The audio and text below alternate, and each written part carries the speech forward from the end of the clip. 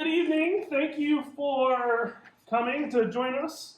My name's Adam Hoffer. I'm an associate professor of economics here at UWL. I'm also the director of the Menard Family Initiative.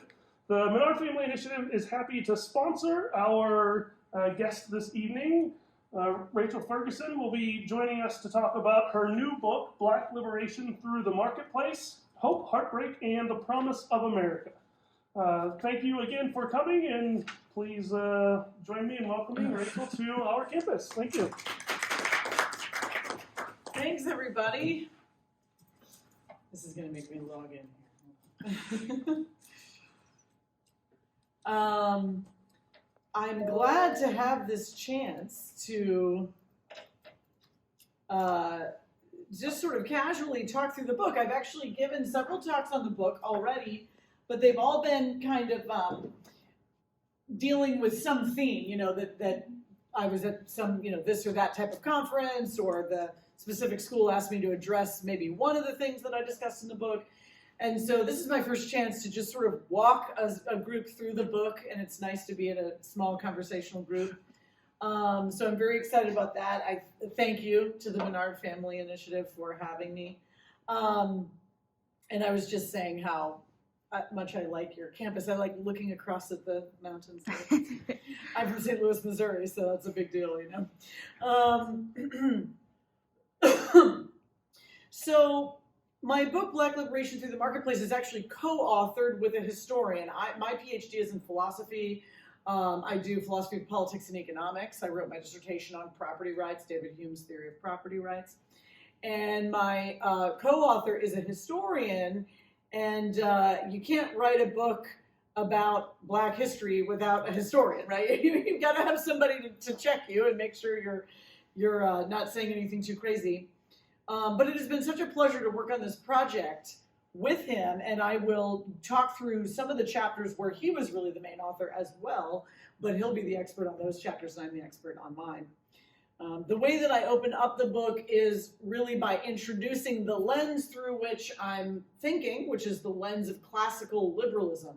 So the idea of the book was, as a classical liberal myself, what do classical liberals have to contribute to the issue of race relations in America and our very painful racial history?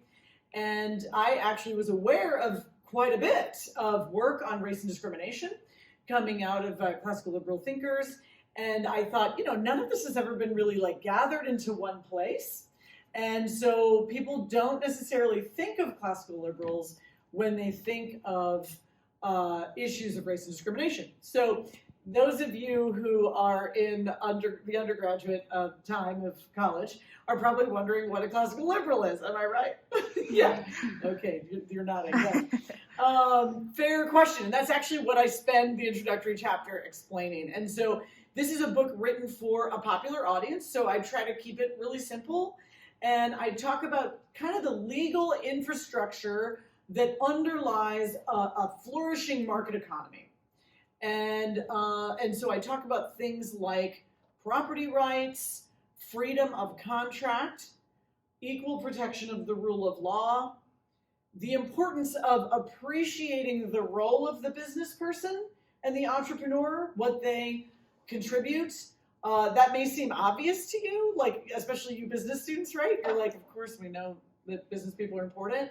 But think about the medieval period in which, you were either a noble or a peasant. And if you were a merchant, you were upsetting the class system, right? And you were wanting to break a lot of rules. There were these things called guilds back then, right? And you set the prices and you set the processes by which things were made and even the materials that they could be made with.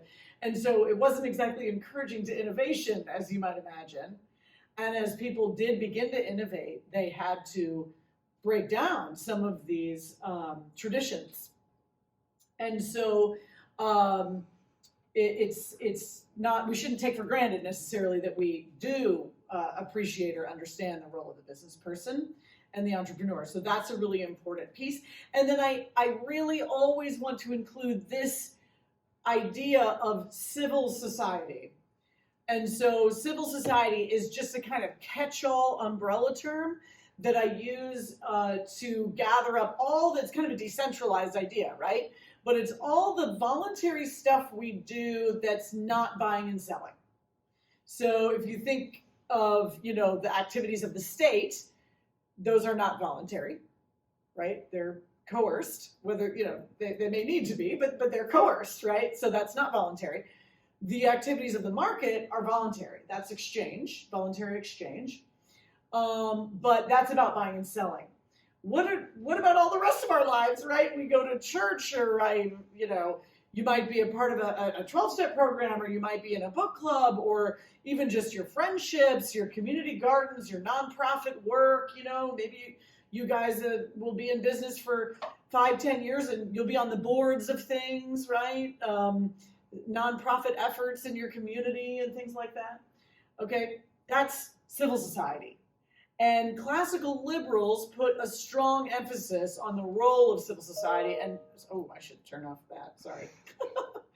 Let me quit that so it's not dinging. There we go.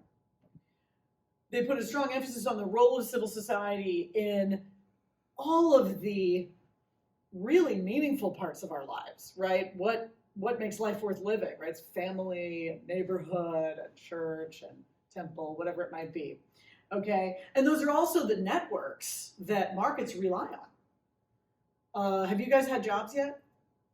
You've had jobs. And think about it. How'd you get your first job? Did you totally just walk into something you've never heard of? Maybe. Maybe not. Right? You did? Mm-hmm. That's brave. I had a buddy say to me, hey, the roast beef place is paying $8 an hour. You should work there, when I was 16, right? And I go, sounds good, So how do we usually get into those sorts of situations? Networks, right? It's through friends and family. Say, I don't know how to fill out an application. Mom, right? And so we can't take those things for granted. But civil society is a broad concept. And so I kind of walk the reader through all of that. And of course, we're talking about Black history here. And so we might say, well, what's the relationship with social justice? Because we have a lot of talk about social justice these days. And what I try to argue in the book is that the relationship between classical liberals and advocates of social justice is not as oppositional as might first appear. And so normally we think of the two as kind of clashing, and that's because it depends on what you mean by social justice. So if what you mean by social justice is that we want to ensure equal outcomes, like material outcomes for all citizens, classical liberals would disagree, because in a marketplace based on property, free exchange, etc., people will be different. They'll have different outcomes. And actually, if you wanted to have perfect material equality, you would have to control things totally, right, in order to get that outcome. And then that's scary, because now you're looking at violations of individual freedom. And so what classical liberals are saying is, we can tolerate a certain amount of inequality. What we're really worried about is not so much that there's some inequality, but what we're worried about is if some people are truly impoverished, right? If some people are so impoverished that perhaps they are vulnerable to oppression in unique ways, for instance. Or there may be forms of inequality or a kind of gap, right, between the rich and the poor that really is a sign that something is off. And this often happens due to a phenomenon I call in the book cronyism, or crony capitalism. So cronyism is when big established businesses, they don't even have to be big, they just have to be established. Established businesses will get laws put in place to entrench themselves and then block the ability of startups to enter the market. And so it's a kind of corruption, actually, right? But this will increase the gap between the rich and the poor, because you will limit the extent to which the market can disrupt, right, established companies and keep pushing for higher quality and better prices. So in fact, we overlap in a lot of ways with things that social justice advocates are concerned about. And most people who are social justice advocates don't actually mean that they want perfect material equality of outcomes. That's an extremely utopian sort of goal, right? And most of them mean something more like what I'm talking about, right? The concern about those who are really stuck in poverty. And historically, and I give some examples, historically, actually, the poor are a constant theme among classical liberal thinkers. They're constantly pointing to the fact that when we talk about being excited about markets, we don't just mean that some people are getting rich starting around the year 1800, right? You see this huge uptick in wealth, but we don't mean that that's concentrated wealth. The striking thing about what happens around 1800, which you can call the Great Enrichment, right? This is the moment at which you just see incomes go like that, right? The striking thing about the Great Enrichment is that regular people get richer. Regular people's lives are changing substantially. Okay, and for those of you who aren't aware, in the last 40 years or so, we have seen the greatest leap forward in the abolition of poverty in the history of humankind by far. So the way that the World Bank measures this is people living on the equivalent of $3 a day.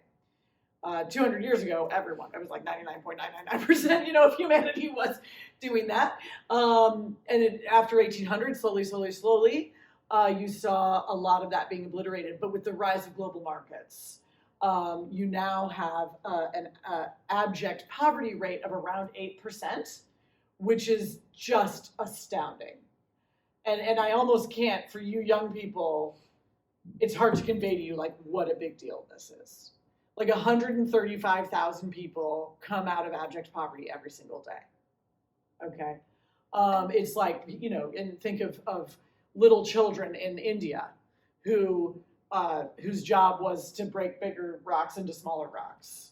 Now they can go to school, right? Mom and dad can buy them antibiotics if they get pneumonia, right? So we're not talking about having cheap, we're not talking about the ability to just, waste money on frivolities, right? We're talking about real human flourishing happening in places where there was genuine abject poverty. So it's a very, very exciting thing, certainly with problems that come with it. I don't mean to gloss over those, but I'm very grateful for that change.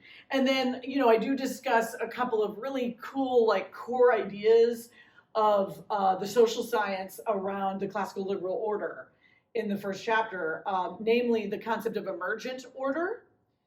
And the idea of emergent order comes from a thinker named F.A. Hayek. And the notion is simply, he got it from Hume, by the way, which he says, the notion is simply that if you have those right institutions in place, the ones that I mentioned, right, the really reliable protection of the rule of law, and the rights that are being protected are property rights and freedom of contract. He said, if you have those in place and you have that entrepreneurial spirit in a culture, things will just happen organically. It's a bottom-up kind of approach, right? And so what people feel safe, they can trust each other, right? If you do me wrong, I can take you to court. And you can't just bribe the judge either, right? The judge is reliable. Justice is reliable. Okay, and so I'm going to go ahead and make a deal with you, Amberly. I'm going to go ahead and make a deal with you because I feel pretty safe, right? And so I can take risks now that I wouldn't have taken if I was in a situation where the courts are totally corrupt, which is the situation in a lot of places. That's what makes international development so hard, right? Is that you have political unrest and political corruption. And so what he's pointing out here is really something about the price system. And I'm saying this for you since you're my econ minor. Okay. Are you guys, anybody econ? Econ, great. Yeah, minor, wonderful, wonderful. So what do we love? Prices, right? We love prices in economics. Why do we love prices? Because prices are full of information.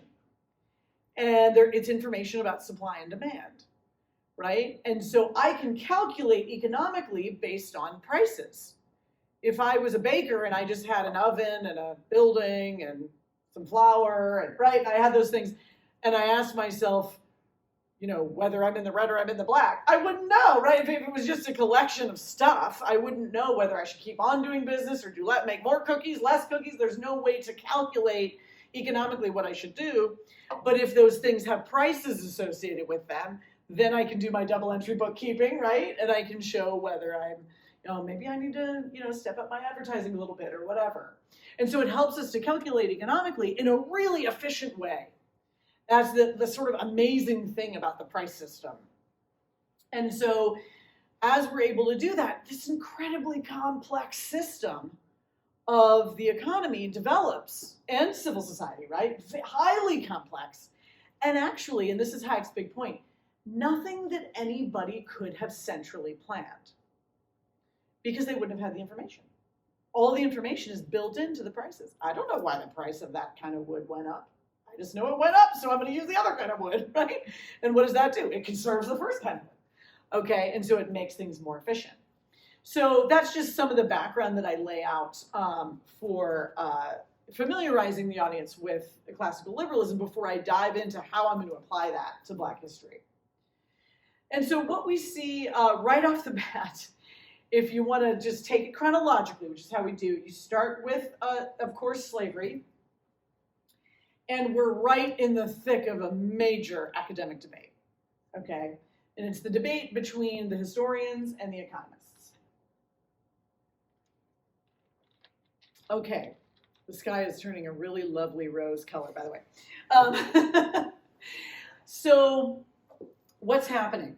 Well, there actually was a debate for a long time among economists about the efficiency of slavery. Now, of course, we know that slavery is immoral.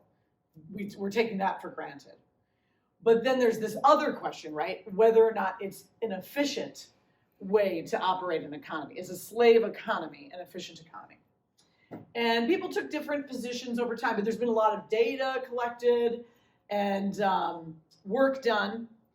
And what it's shown is that compared to a system of free labor, a slave economy is not efficient. And here's why. The preferences of Black people, or whoever's being enslaved, count. That's one reason why, right? And if I am not allowed to move, I'm not allowed to learn, I'm not allowed to improve my human capital, right? I'm not allowed to innovate, I'm not allowed to achieve really any of my preferences. Then the utility, to grab an econ word, right? The utility for me is very low. And so we think of all that's lost. And here's the point. It's not just that it's lost to me. It's also lost to you, right? Because if I can't develop myself, if I can't go to where my labor is most useful, if I can't invent things with the intelligence I've been given, then you also lose out on the things you could have done in exchange with me. So you have a whole class of people who are simply pulled out of the system of economic exchange. That can't be good. That makes everybody poorer, right? Now, the plantation owners themselves did get rich, though, right? Absolutely they got rich. Nobody's denying that. But they got rich sort of in the manner of pirates, right? A pirate can get rich too. He just transfers your wealth to himself through violence, right? And so he can get rich, but nobody wants to live in a society of pirates because pirates are just moving money around. They're not expanding an economy. They're not making anything new. They're not making anything better. They're not making it higher quality or more efficient in any way, right? And so, in fact, they're undermining the well-being of the economy by making people afraid because now you don't have that confidence in the rule of law. And so what I argue there is that the historians, and this is called the new history of capitalism, okay? the new history of capitalism really gets it totally wrong. Because what they're doing is they're rehabilitating the view of the plantation owners themselves from the 19th century that cotton was so important and they were so important and their contribution was so important to the United States that we just couldn't do without it, right? But then, of course, what happened when the Civil War began? The North got its cotton from Egypt. Because as economists know, you don't always have to make the same exact product. You don't have to make it in the same exact way. You can replace things. You can get different production lines, right?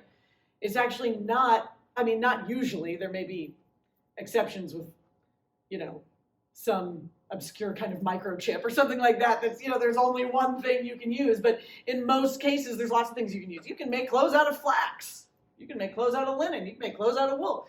Okay, so there may be advantages to making clothes out of cotton. But it is not as though having a slave economy was the only option.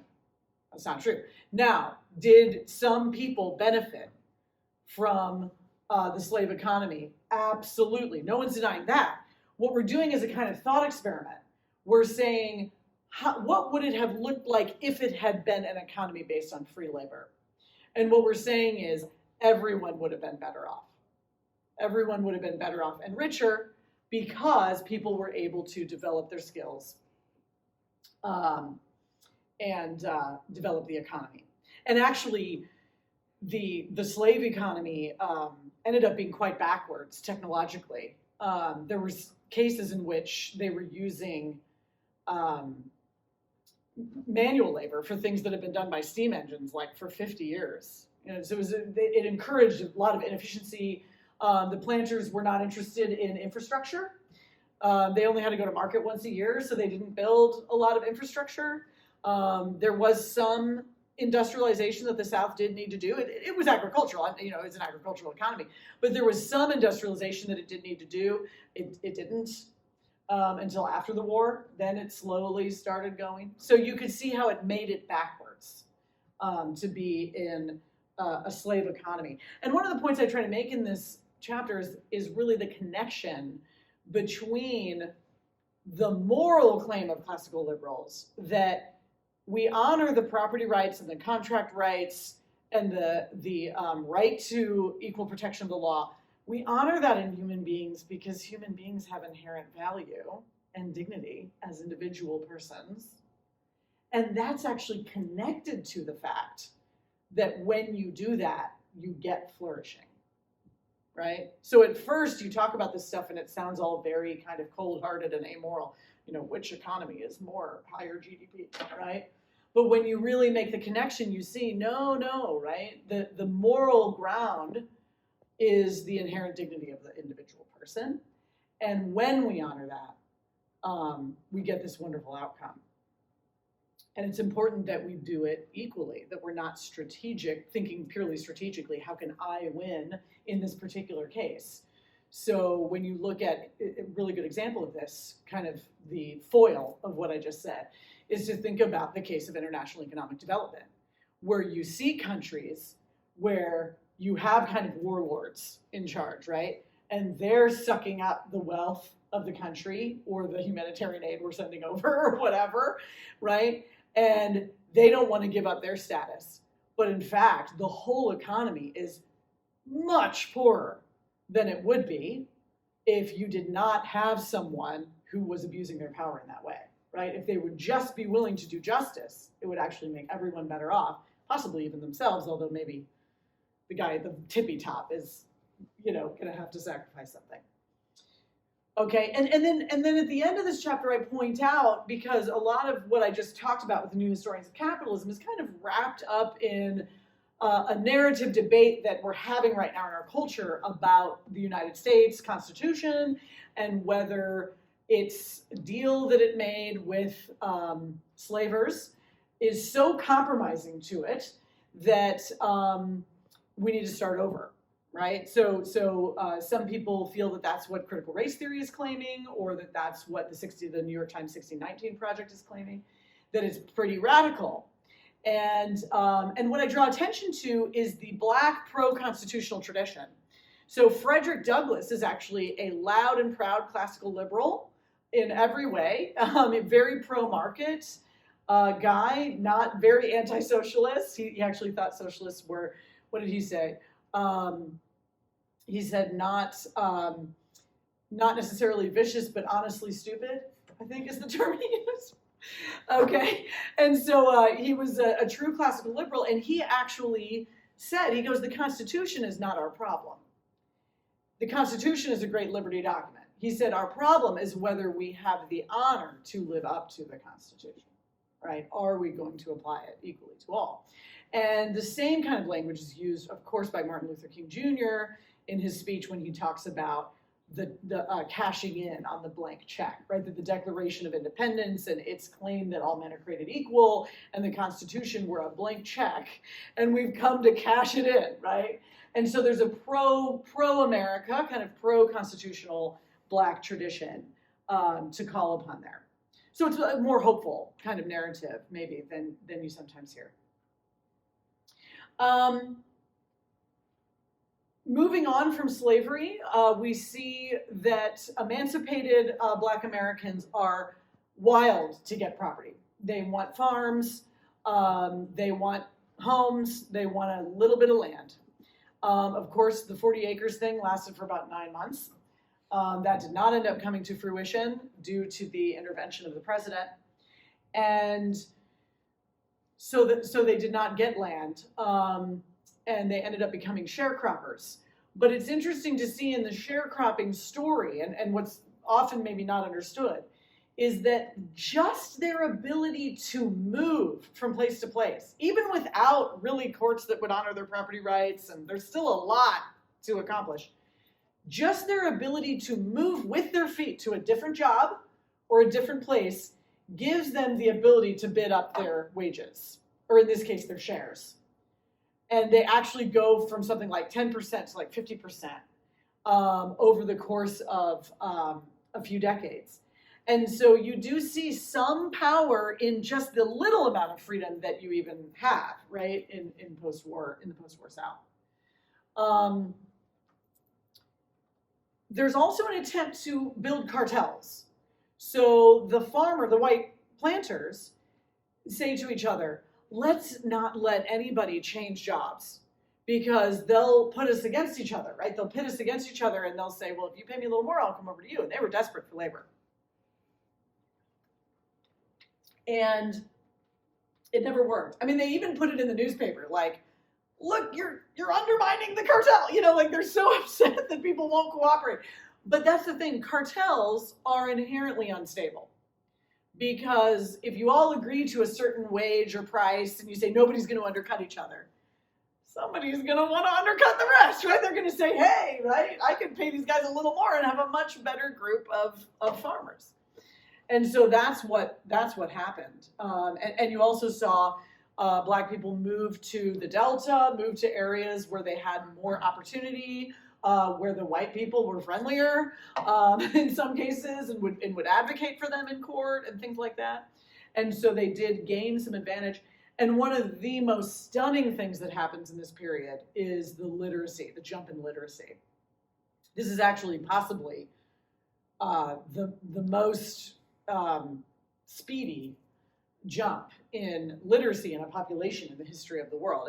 From the end of the war to 1910. By 1910, a majority of Black Americans are literate, and almost none of them were literate, right, after the war because you weren't allowed to learn to read. There were some, but very few who could read. So it was a major campaign, and it was a campaign that was carried out by some excellent Black institutions. So to draw your attention back to the growth of civil society, we see things like the Hampton Institute opening in Virginia, creating 1,000 teachers in 25 years, creating Booker T. Washington, right? He came through Hampton Institute, started Tuskegee, starts the network of Black businesses that really creates a Black middle class, right? A class of owners. Virginia ends up having much higher property ownership rates than any other state among Black people, than any other state in the nation because of the efforts of Hampton Institute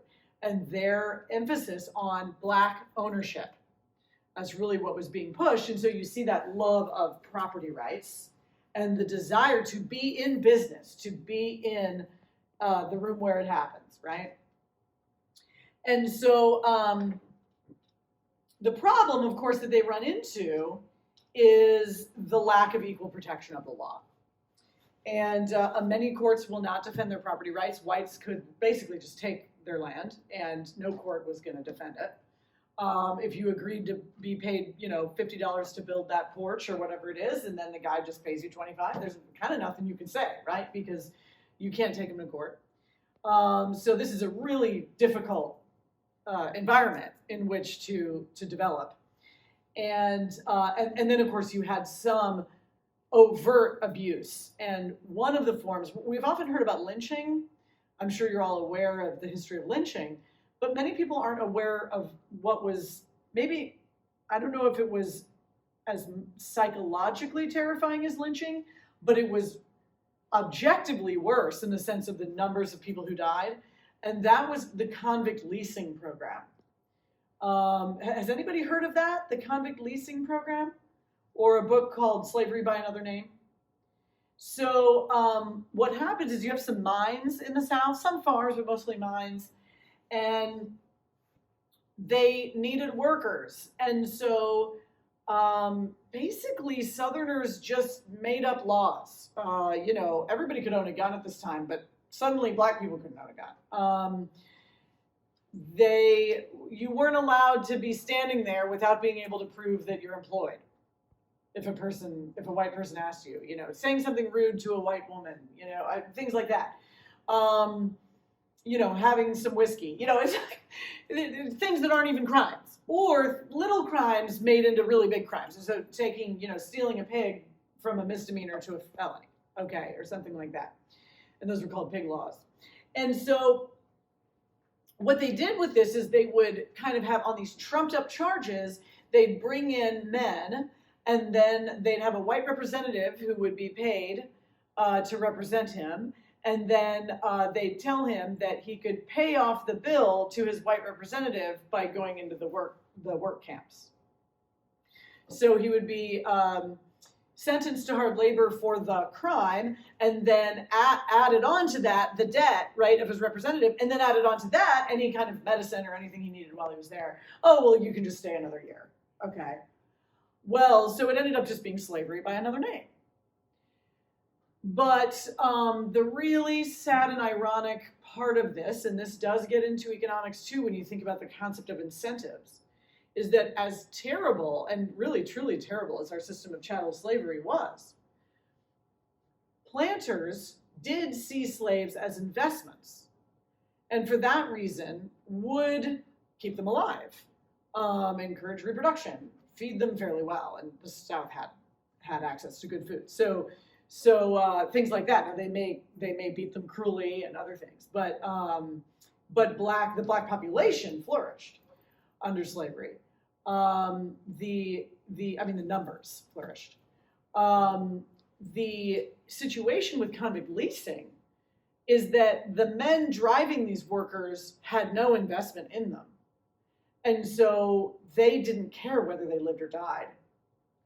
And there were actually even perverse incentives, like the sheriff could keep any extra money from the food budget that he didn't spend. Well, what does that incentivize him to do? Feed you practically nothing, right? And then he'd say, look at all the money I saved. Well, these men were in a terribly physically compromised position, and so if any kind of sickness came into the camp, they would die in droves. And at one point in 1847, 40% of these men just died in the prison camp. Some of these forms of convict leasing persisted into the 1950s. And some of the kids some of the people on the list were as young as 7, many teenagers and even children. So it was just absolutely a heartbreaking situation. And my co-author goes into a lot of detail here. And one of the points that he makes is about the envy that sometimes drove these sort of atrocities.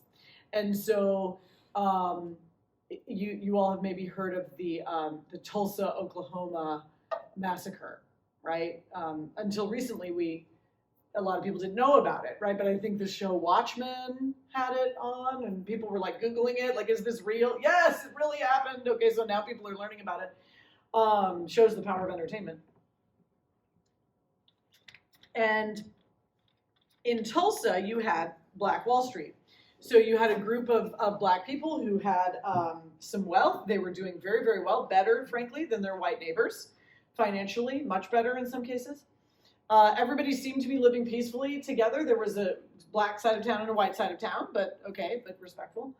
And but sure enough, right, when a little spark hit with someone being accused of assaulting a woman, which we're not even sure happened, but anyway, the whole thing got lit on fire, and we think that possibly even as many as 300 people were killed in a couple of days of rampaging by the white population, including by the police.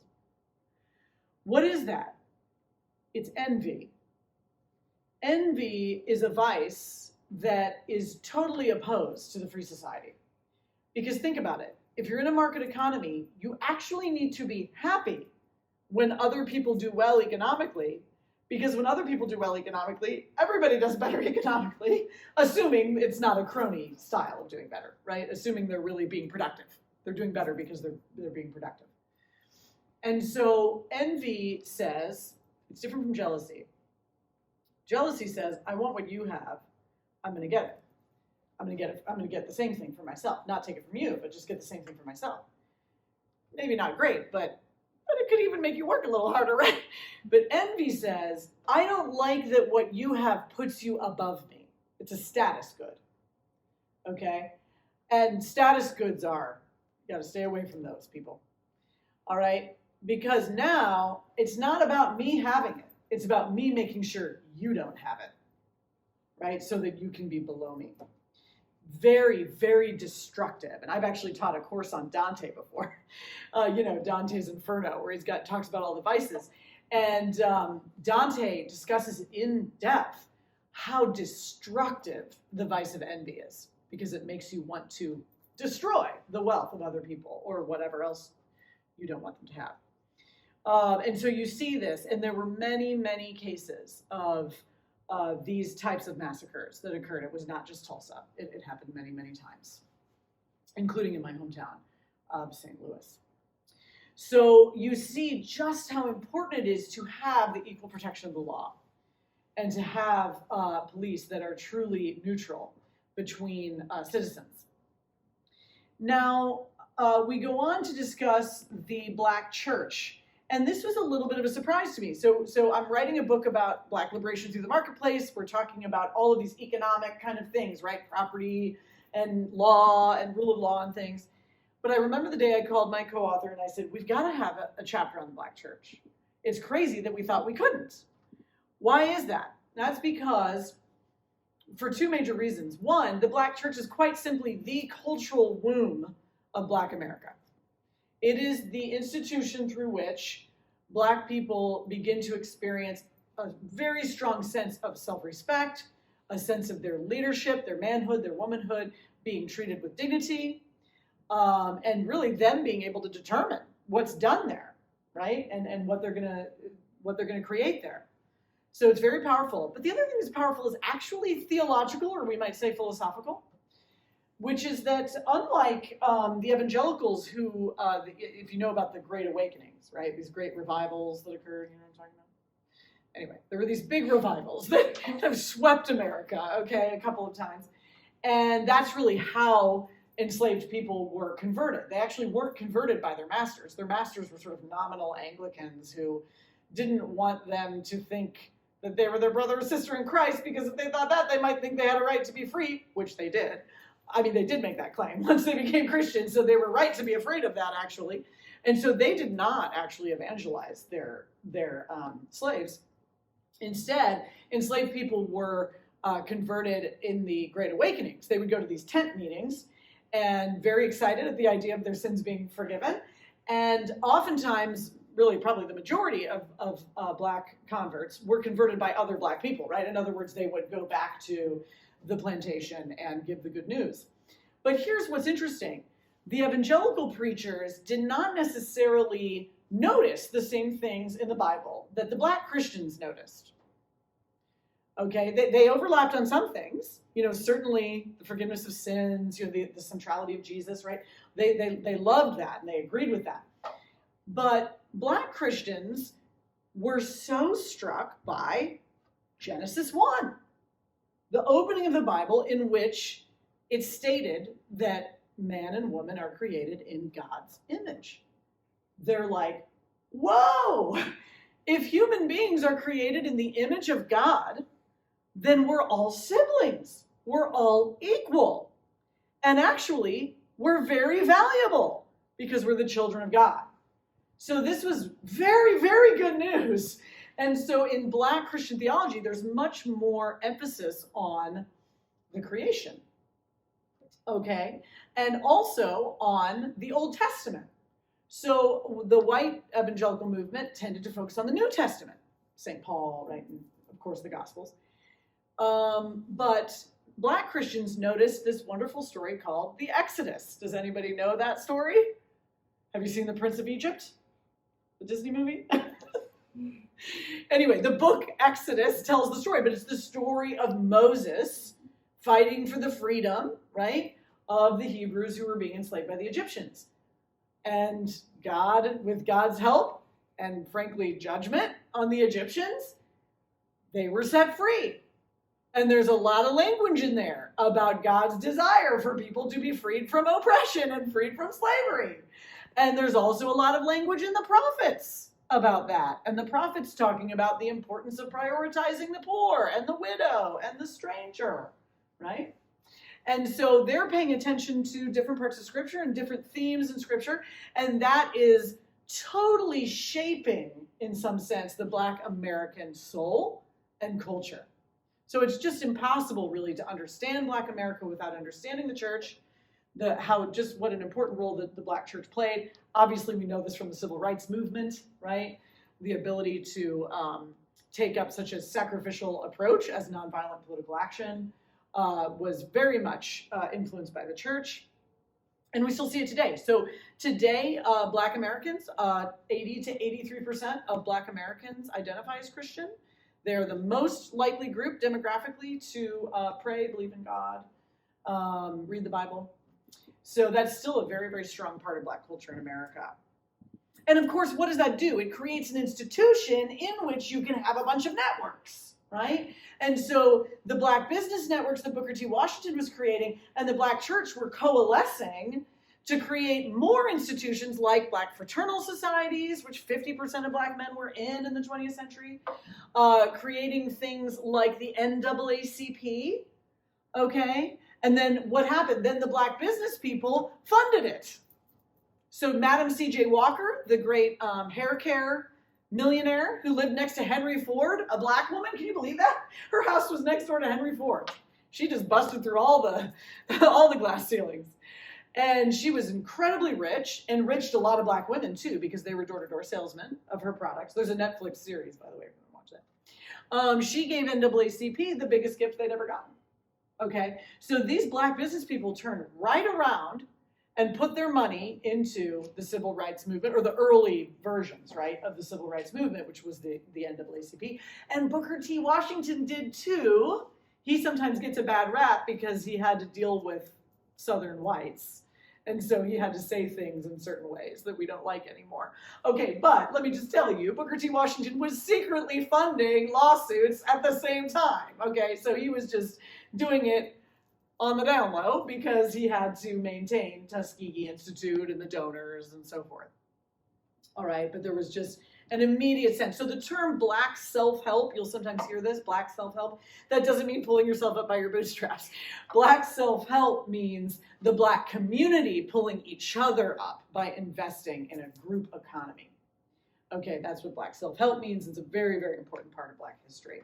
And I know we're getting close to the end here, so I will just kind of say that at the end of the book, I do talk quite a bit about more contemporary issues like the drug war, mass incarceration, etc. And so there you see issues that are not overtly racial, but they may have a disparate impact on Black people, partially just for class reasons, right? That if you're overrepresented under the poverty line, you're going to be more badly affected by any system of injustice, right? It's just always going to hit the vulnerable harder. But it is important to note that those issues will hit all Americans. It's an American problem, not a Black problem.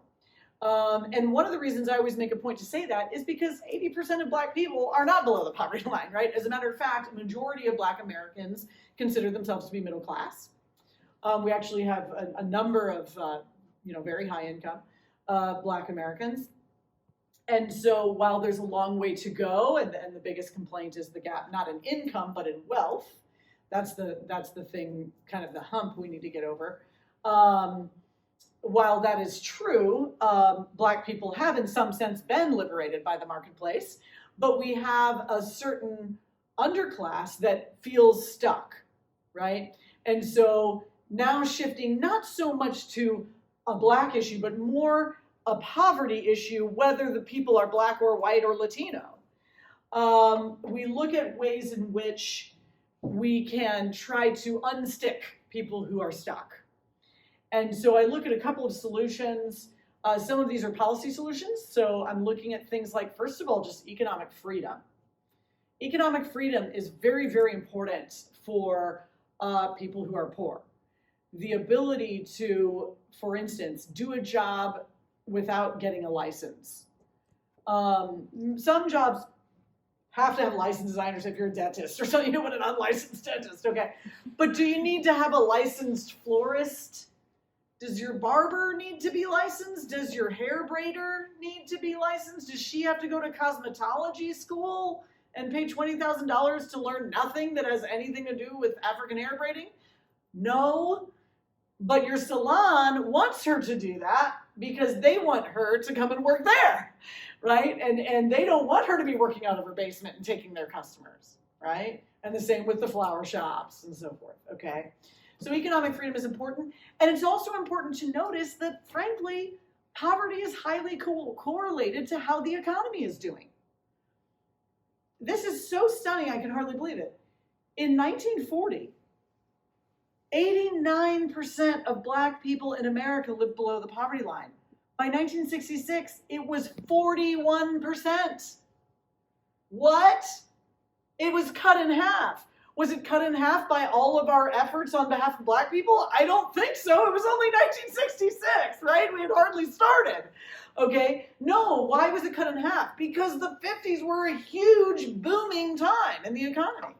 Everybody was doing great. There was a chicken in every pot, right? People were buying their house from the Sears catalog, And so they were doing so much better because the economy was doing better. And then you can see the flip side of that in the 70s, where some of the growth in the Black economy goes backwards because the whole economy is going backwards in the 70s with stagflation and all of the problems that we had in the 70s. Terrible high interest rates, and very difficult economic environment. So I just point that out, but then we also look at practical solutions like certainly criminal justice reform. If you're unaware, we have a very high number of people in prison in the United States, the highest of any that are on record. I assume North Korea has a higher one, but they don't tell us their numbers. But that's a pretty low bar. It's like, oh, we're better than North Korea, So that's bad. That's very bad, and very bad for civil society, removing people from their neighborhoods, from their families, unnecessarily in some cases.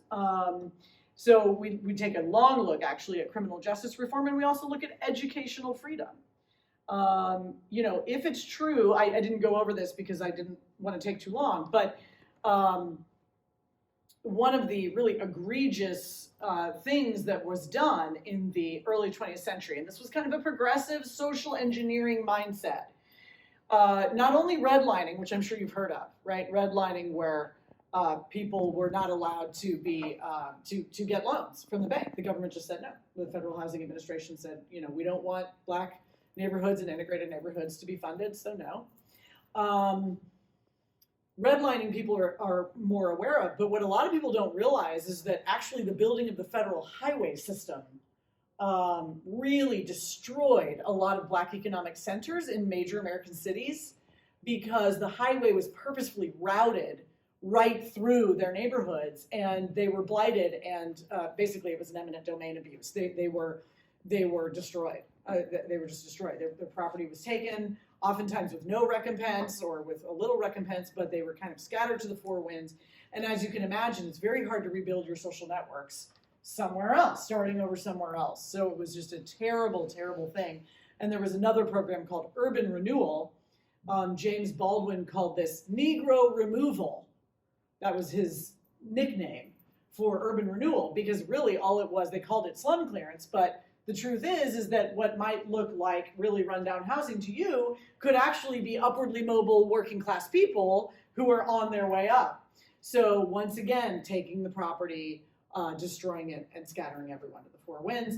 And the other issue with highway construction is that it was done in such a way as to divide the white and Black parts of town, or out west, the white and Latino parts of town. And so that ability to integrate was physically stopped by basically a huge concrete object, right, put between the neighborhoods so that people could not interact.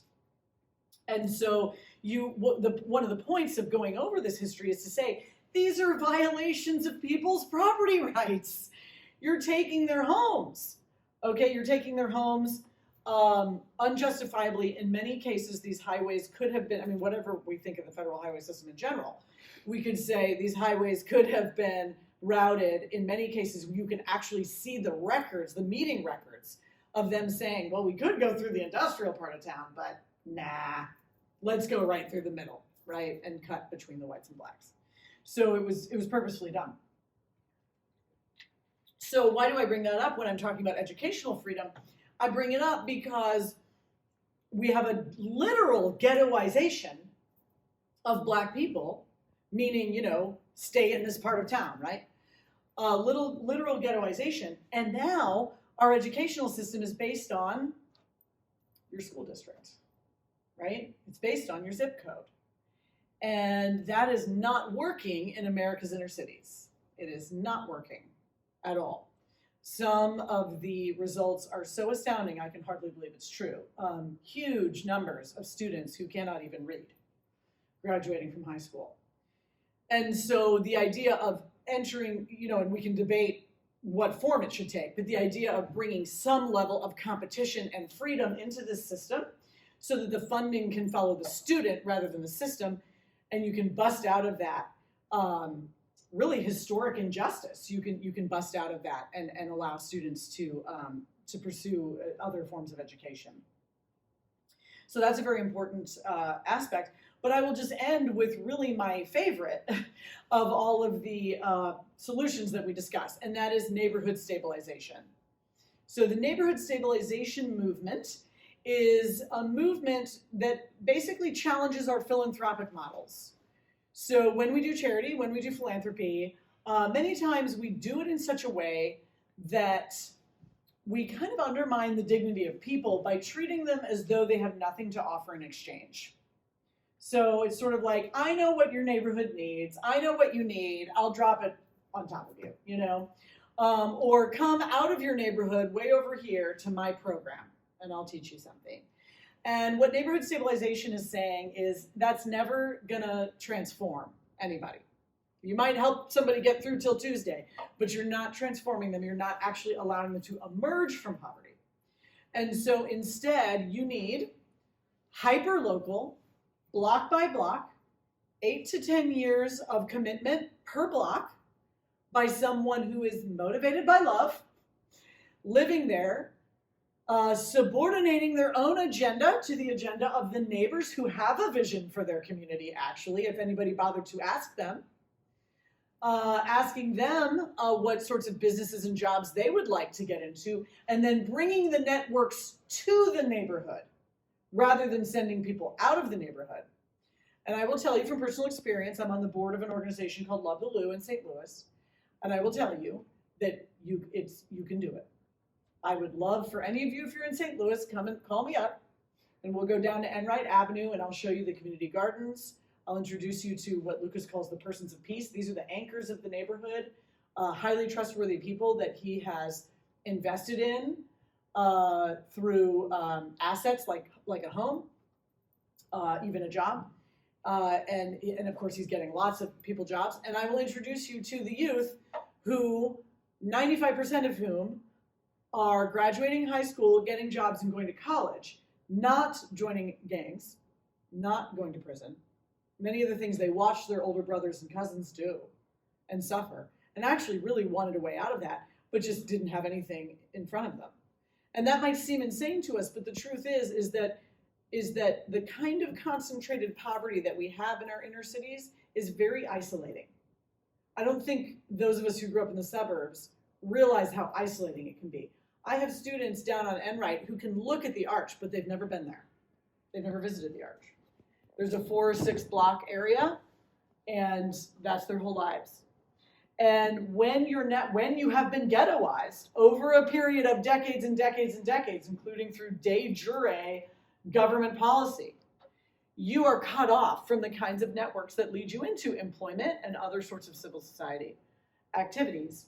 And yet there are these anchors, these persons of peace, Bob Woodson calls them social entrepreneurs, who are really a kind of spiritual center of the neighborhood. And if you can empower them, you can accomplish so much.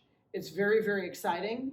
And I think, frankly, it's the only way. So yes, I have some policy recommendations for sure, but policies alone will never undo the damage that has been done. Government actions are faceless, and they can create problems that they can't solve, because you can't solve a problem like this in a faceless way. You have to live alongside people, walk through life with them, be there when their manager's a jerk and they need to know how to handle it, right? Those kinds of things.